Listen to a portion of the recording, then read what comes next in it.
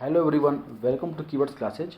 आज की वीडियो में हम देखेंगे बिहार की मिट्टियाँ। ठीक है, आज की वीडियो में देखेंगे कि जो कौन कौन सी मिट्टियाँ बिहार में पाई जाती हैं और किस किस क्षेत्र में पाई जाती हैं। ठीक है, तो हम देखते हैं पहला कि तराई मिट्टी।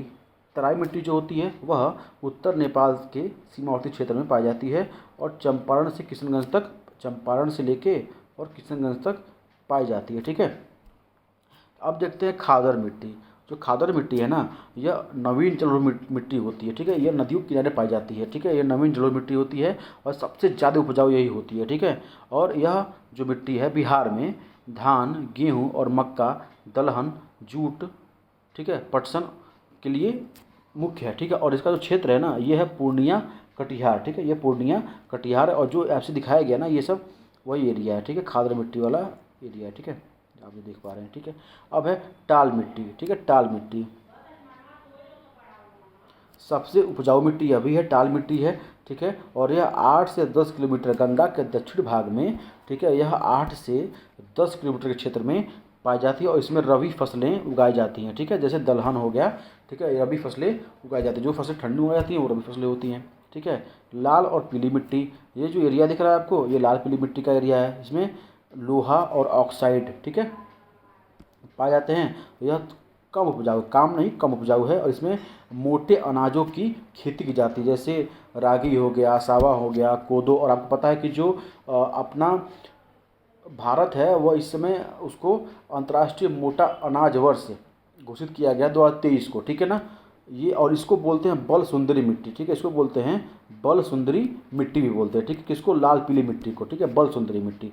अब है करेल, कैवाल मिट्टी। ठीक है, यह पुरानी जलोढ़ है। ठीक है, यह पुरानी जलोढ़ मिट्टी जो है, जो मतलब किनारे हटती जाती है, वह है। यह भी उपजाऊ होती है। इसमें रबी खरीफ दोनों फसलें बोई जाती हैं और यह पटना और नालंदा के क्षेत्र में पाई जाती है। ठीक है, अब है लाल बलुई मिट्टी। कंफ्यूज नहीं होगा, लाल बलुई अलग है और लाल पीली मिट्टी अलग है।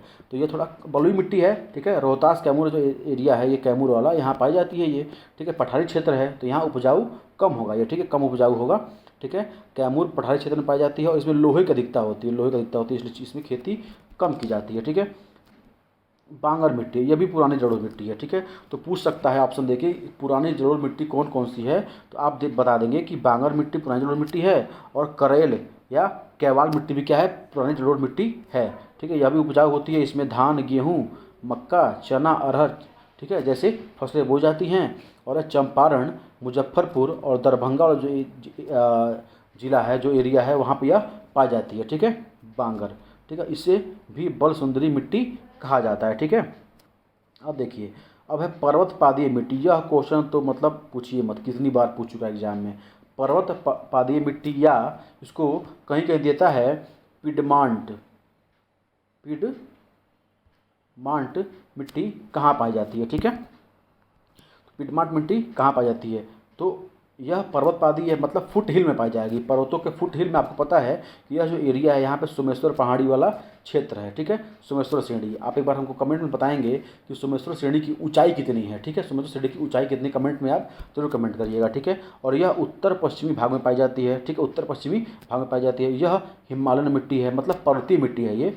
और यह कंकरील पथरीली है, मतलब हिमालय के फुट हिल में, पर्वतों के फुटहिल में कंकड़ पत्थर ही पाए जाते हैं, क्योंकि नदियाँ अपने साथ बहा के लाती हैं। ठीक है, और यह थोड़ा कम उपजाऊ वाला क्षेत्र है और यह भाबर क्षेत्र है। ठीक है, भाबर। ठीक है, जब नदियाँ उतरती हैं तो दो क्षेत्रों में आती हैं। ठीक है, भाबर, यहाँ नदियाँ क्या होती हैं?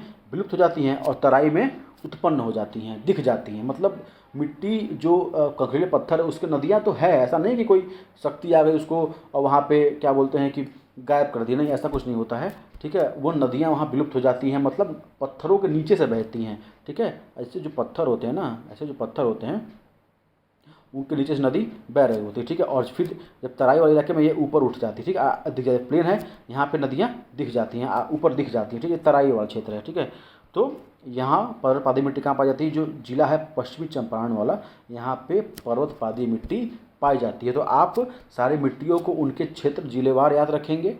ठीक है, और किस मिट्टी का नाम क्या है, जैसे बल सुंदरी मिट्टी है, पुरानी जलोढ़ मिट्टी है।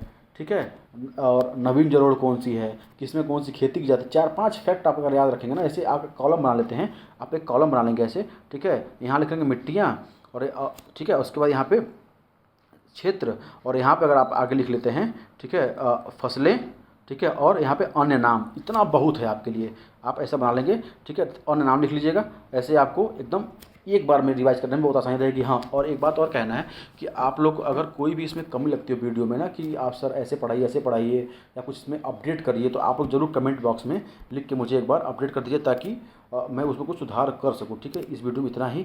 Thank you. आपका दिन शुभ हो।